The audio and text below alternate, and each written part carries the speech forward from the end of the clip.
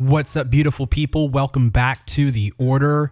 So, I haven't posted any new Diablo 4 videos in quite a while, and there's a very simple explanation for this. I haven't been playing Diablo 4, and judging by the numbers, the same could be said for a lot of people. It's no secret that the game has fallen hard from launch. This is a game that launched with a peak of nearly 1 million viewers on Twitch, and has since seen daily viewership below 1,000. And while it's true that all games drop from their initial peak, this was a game designed with a live service structured intention of keeping people coming back to it every day. Now, I talked a lot about the issues facing the game in my past few videos, but in this one I want to discuss specifically why I decided to put Diablo 4 away for the time being and what's been occupying my time since, and just how much my views on Diablo 4 have been crystallized because of it. Now, my initial experience leveling through the pre-season or season 0 of Diablo 4 was a ton of fun. A grind, sure, but a fun one. Experiencing the game's campaign, world tiers, nightmare dungeons, hell tides, all for the first time on my initial character was a great experience. I thoroughly enjoyed it. My issues with Diablo 4 now aside, I don't regret purchasing the game and the hundreds of hours I put into it. The problem is what came after that initial experience, which is to say, nothing. I had serious concerns during the initial reveal for Season 1, Season of the Malignant, that there was a distinct lack of new things being added to the gameplay experience to keep the leveling grind fresh, especially given that the season was going to be 3 months long, or nearly twice the length of time between the game's launch and the start of that initial first season. The general complaint that I and many have had in the Diablo 4 community is that once you get to around level 60 or 70 and begin diving deeper into Nightmare tier and Torment tier difficulty, the game's leveling path becomes extremely limited. To get to 100 in the most logical and efficient way possible,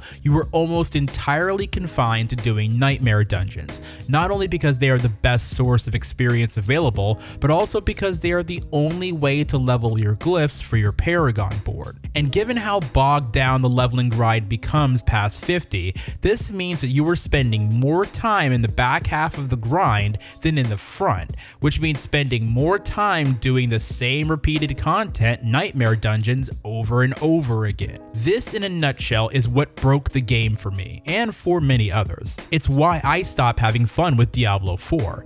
Logging in every day to continue leveling my Season 1 character, only to realize that it meant another day of slogging through the same Nightmare dungeons over and over and over again, it hurt my soul. The problem with the game is that there's simply not enough to do to mask the grind. I've said it before and I'll say it again. Unlocking tier 4 unlocks no new content, and that's a huge problem, because once you get into tier 3, you have essentially seen everything the game has to offer and can do everything the game has to offer. No new dungeon experiences or story elements, raid elements, nothing. It's just a slow, monotonous grind all the way to 100, and I think it's the single biggest reason why people have left Diablo 4. Which leads me to Guild Wars 2. Now, in my search for another game to fill the giant RPG-sized hole in my heart, I tried a few different games, mostly in the MMO space.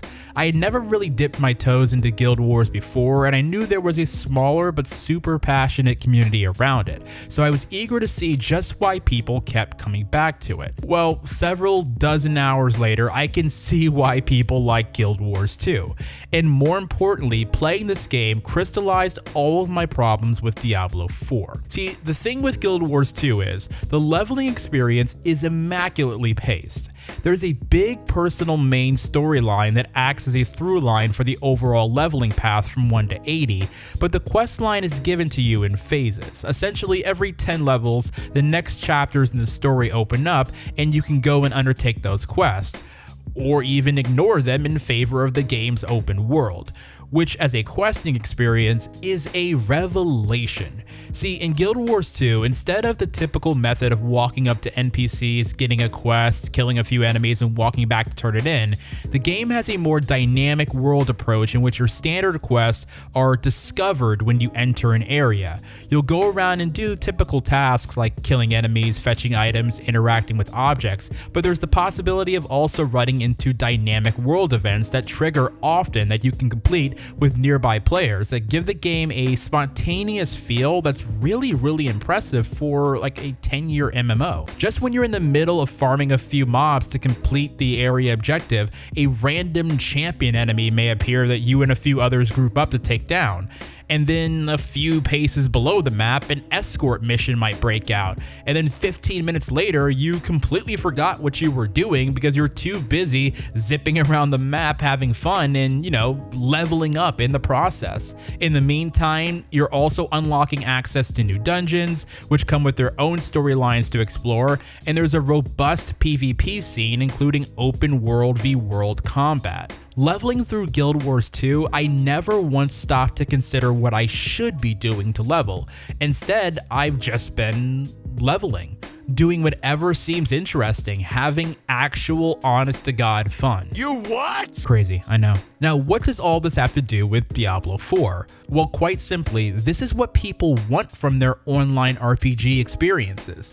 Things to do.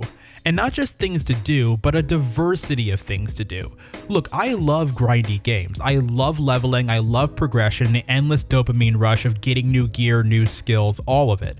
But the problem with Diablo 4 in comparison to something like Guild Wars 2 is that it doesn't do anything to actually mask that grind. You notice the grind, you feel it. Not to mention the actual time it takes to get to max level in Guild Wars 2 feels significantly shorter than that in Diablo 4, which actually works beautifully. See, because the grind feels so less grindy, I'm actually encouraged to want to make new characters, new alts, try new builds, new sides of the story, all of it. I want to stay in the game and keep playing it because it's not a slog.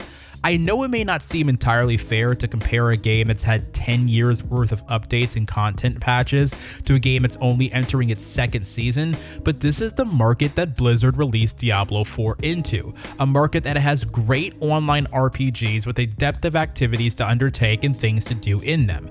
If you want to compete, you have to deliver what people expect from an always online game, a game with a diversity of gameplay options and systems that keep players wanting to come back to it every day, a game that rewards their time and doesn't feel like a chore or an obligation, and it remains to be seen whether or not Diablo 4 will be able to build the kind of experience that people will actively want to return to. Are you still playing Diablo 4? Do you plan on coming back for Season 2?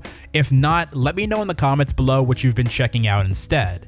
If you found this video insightful at all, be sure to hit it with a like and subscribe to the channel for more gaming coverage and insight. Until next time, have a good one.